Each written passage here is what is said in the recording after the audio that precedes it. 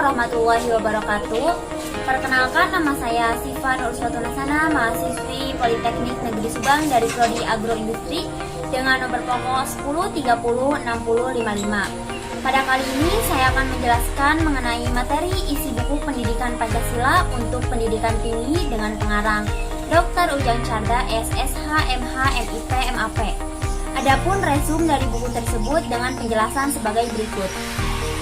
Buku ini terdiri dari 10 bab. Bab 1 tentang orientasi terhadap pendidikan Pancasila, yang di dalamnya menjelaskan mengenai landasan dan tujuan pendidikan Pancasila, rumusan Pancasila, serta tujuan mempelajari Pancasila. Bab 2 tentang memahami sejarah Pancasila sebagai lambang negara Indonesia, yang di dalamnya menjelaskan mengenai Pancasila dalam sejarah bangsa Indonesia, Pancasila sebagai lambang negara Indonesia, serta memahami Pancasila sebagai lambang negara Indonesia dari putusan Mahkamah Konstitusi. Bab 3 tentang memahami Pancasila sebagai sistem filsafat, yang di dalamnya menjelaskan mengenai pengertian filsafat, pengertian Pancasila sebagai sistem filsafat, konsep dasar filsafat Pancasila, serta landasan filsafat Pancasila. Bab 4 tentang memahami Pancasila sebagai sistem nilai, etika, dan norma, yang di dalamnya menjelaskan mengenai pengertian dari nilai, etika, dan norma, serta Pancasila sebagai nilai dasar fundamental bagi bangsa dan negara.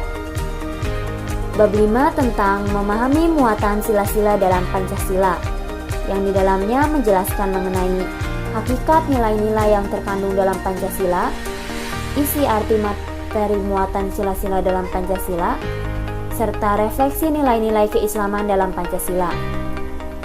Bab 6 tentang memahami Pancasila sebagai ideologi bangsa dan negara, yang di dalamnya menjelaskan mengenai pengertian ideologi, makna ideologi bagi bangsa Indonesia, perbandingan ideologi Pancasila dengan ideologi lain, kedudukan dan fungsi Pancasila dalam tata kehidupan bangsa Indonesia, serta memahami makna Pancasila sebagai ideologi negara dari putusan Mahkamah Konstitusi. Bab 7 tentang memahami demokrasi Pancasila, yang di dalamnya menjelaskan mengenai perkembangan demokrasi di Indonesia, serta konsepsi demokrasi. Bab 8 tentang memahami hak dan kewajiban asasi manusia dalam Pancasila, yang di dalamnya menjelaskan mengenai sejarah perkembangan hak asasi manusia, istilah dan pengertian hak asasi manusia, macam-macam hak asasi manusia, serta pemahaman hak dan kewajiban asasi manusia dalam Pancasila.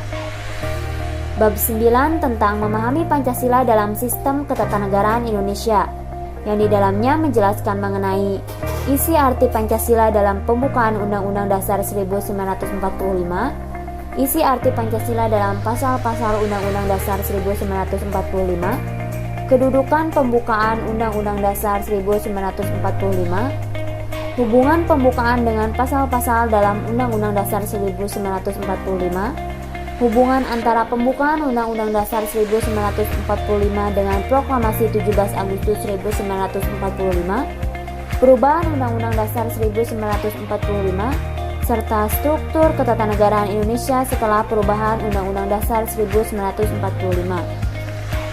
Bab 10 tentang refleksi Pancasila sebagai paradigma reformasi dalam kehidupan bermasyarakat, berbangsa, dan bernegara, yang di dalamnya menjelaskan mengenai pengertian paradigma, Pancasila sebagai paradigma pembangunan, Pancasila sebagai paradigma reformasi, Pancasila dalam paradigma kehidupan kampus, serta eksistensi Pancasila sebagai paradigma pembangunan di era globalisasi.